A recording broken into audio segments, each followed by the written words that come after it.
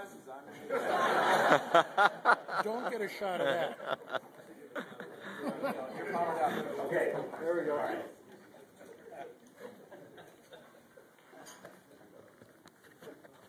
Well, thank you, Brian, for that eloquent, I guess, again, hyperbolic introduction. Look, I'm pleased to be here because I love to talk about business and education partnership. I think it's among the most important things for America today. I can tell you that I believe that America has triumphed in the past and will deliver itself in the future through its workforce. The workforce is the key. It has been and always will be. I can tell you that, I suppose this is no revelation to you, that the workforce today is challenged. But I can also tell you that I'm equally confident that our greatest weapon to deal with this challenge in this war, this commercial war, is career and technical education. And I believe that business and education and government must band together in partnerships all over this country from sea to shining sea, and this will lead America forward to the same prosperity it's seen in the past. It's a lot of fun to be in Snap-on. A lot of interesting things. And when you're the CEO, I could tell a lot of stories about Snap-on, but I'll tell you this one. I don't think you've heard this one, Brian. You know, when you're the CEO, when you're a chairman and chief executive of a company, you're a bit of a politician. I started life as an engineer, electrical engineer, designing space probes, and now I'm an engineer of people, pretty much. I'm a kind of politician. And you have certain political moments that remind you how much like a politician you are. And I'll remember one that I was in India about a decade ago.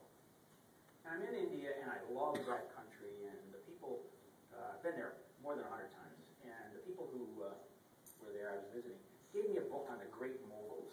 This was a dynasty which occupied India in the 14th or 15th century. It was the richest country in the world. These are the people who built the Shah Jahan, the people who built the Taj Mahal, and many other edifices all across northern India.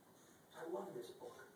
So I had to come back home, and you fly through London. So I'm flying from Delhi to London. It's about a 15-hour flight. And so I get to the airport, go on the plane. And these planes these days, I was happy to be traveling first class because it was a long, long flight, and I was very tired.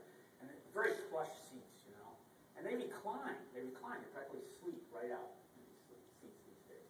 So I get in the seat, sit down, very comfortable. I get my book in front of me, Mughal Emperor, the Great Mughals, and I'm reading it avidly. And I read it through the safety briefing. I read it through the takeoff. I'm reading it for an hour and a half. And then after an hour and a half, the stewardess taps me on the shoulder and says, "Mr. Pinchuk, would you like to have dinner with us? It's going to be a long flight. I better have dinner." So I said, "Okay." Put the book aside. She puts the tray down, puts the silverware up, and so on. I'm ready for dinner. Right here, Cindy Crawford.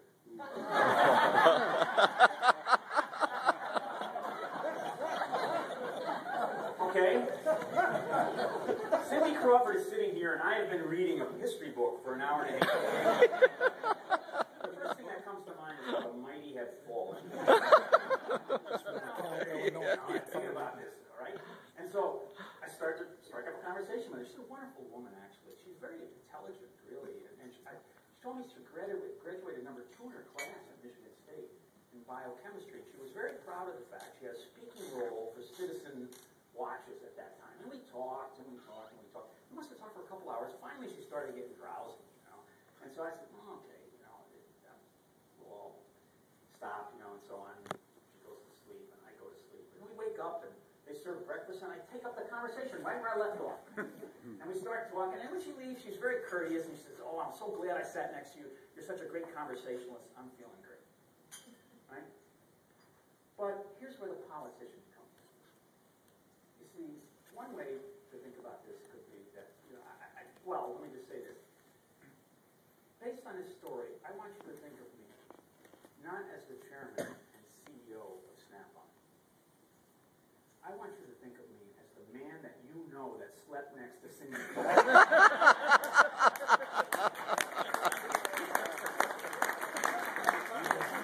That's That's good. This is spin doctrine. That's what I'm not going to talk about sitting there looking at an hour and a half, losing that time. Huh? But anyway, this is what happened. So, this is a true story, by the way. It's a true story. Wonderful woman. Look, let me just start out a little bit by talking about Snap-on. Snap-on's been around for 120 years. It was founded on a great innovation in the beginning, the dawn of the auto industry. There were 7.5 million vehicles on the road, and nobody knew what technicians were going to do. And this guy from Milwaukee, Wisconsin, gets a great idea. Many of you heard this the other night, but bear with me a little bit. He gets 5 handles of different sizes, puts it together with 10 sockets of different dimensions, and he fashions them so they snap on interchangeably. And he enabled the workforce around this country that moved us forward step by step. And many inventions have occurred since then that have enabled it. We like to say at Snap-on, if you saw our video, we like to say at Snap-on, Snap-on is progress, we ease the way. Snap-on is ideas, we summon the new. And what we have done, actually, is created innovation after innovation after innovation. We have the guy, one of our alumni, who created a wrench that allowed the U.S. to match the MiG jets in the Korean War. But none of that would have been possible without the workforce. We put our tools in the hands of great, motivated people. So we understand the workforce. The other thing we understand really well is the pride in the workforce. I told a story about the green felt the other night, so I won't say it again. But I'll tell you a couple other stories which demonstrates the pride people have in Snap-on. So I'm riding around. We have 3,500 vans, 3,470 vans around the country, franchises, and they have routes. So I get on them every, couple months, and I ride around. I'm down in Friendswood, Texas, and in the afternoon, 2 different guys get on the truck. They don't want to buy wrenches. They want to buy Snap-on varsity jackets. Huh? I go home to a Little League reunion. Boys, now men, that I have, maybe old codgers, you might say, that I haven't seen for years and years. And when I find out I'm from Snap-on, I'm a celebrity. And they still don't know what I do for Snap-on. Just because I was from Snap-on. I walk around the Scatbook Fair in upstate New York. I've gone every year since I was 5.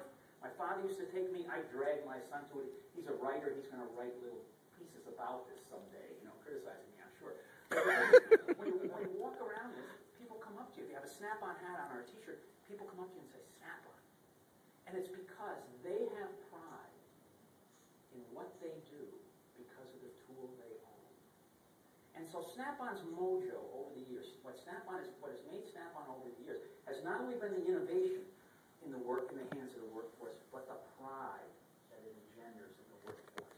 And that combination of pride and innovation created opportunity for building lives of prosperity and fulfillment for literally hundreds of thousands of men and women in America. And it's all because of professional workers. Snap-on believes in the dignity of work. We believe that society advances based on the hands and hearts and minds of professional workers. We believe that without professionals, the world doesn't advance. Oil doesn't flow. Planes don't fly. Lives aren't saved. Memories aren't made. And freedom doesn't ring. And it's all due to our workforce. Now, America, if you broaden this, I think you can find evidence of how American people have delivered us over the years. America's been around now 236 years and 3 months. Today, I think. And if you go in a number of events in American history, from the snows of Valley Forge to the fields of Gettysburg, to the forests of Ardennes, to the cliffs of Saipan, to the beaches of Normandy, the perimeter at Pusan, to the slopes of Nui Ba-Din, to the passes of Ankei, to the deserts of Iraq and Afghanistan, Americans have prospered and triumphed. And through that, we've survived, and we've been led by some great leaders, a brilliant few. People like Washington, Lincoln, and Eisenhower, and others. But America hasn't survived only on the brilliance of the few. We have triumphed because of the efforts of the many. people who did extraordinary things. Christopher Ludkins, maybe you never heard this name. Christopher Ludkins was a baker who helped the Continental soldiers survive at Valley Forge because he kept them bread. Corporal Barton Mitchell, who almost 150 years today, by being alert and discovering the Confederate plans, allowed the Union to triumph at Antietam. And my personal favorite, Rose Hill Monroe, a woman from Kentucky, who moved north to Willow Run in the 40s and worked in an auto plant there. She became known as Rosie the Riveter. And her and her sisters enabled these factories to keep us in the war. They helped us win the only war we could not lose, we could not afford to lose. Ordinary people who did extraordinary things. And if you think the workforce is important, let me just give you a little data. You know, boy, I say an enabled workforce is the single most important thing, single most important variable in deciding what's going to be a vibrant economy. Consider back to 1995. 1995. Who were the three greatest economies in the world? They were the United States, 267 million people, Japan, 125 million people, and Germany, 82 million people. Number one, number two, and number three. Big enabled. Now, China had bigger population, so did India, and so did Asia. But they, in those days, they didn't have computers and phones and a lot of different. They weren't enabled and they weren't as educated. They were still reeling in China from the Cultural Revolution. But you know what the three top economies were? U.S., $9 trillion. Japan, $4 trillion. Germany, $2 trillion. Number 1, 2, and 3 matched up with number 1, 2, and 3 in enabled population. Dilma Rousseff was the current president, new president of Brazil, said just the other day in the Financial Times that if Brazil is going to see more years of prosperity, they must enable the workforce, arm the middle class with capability.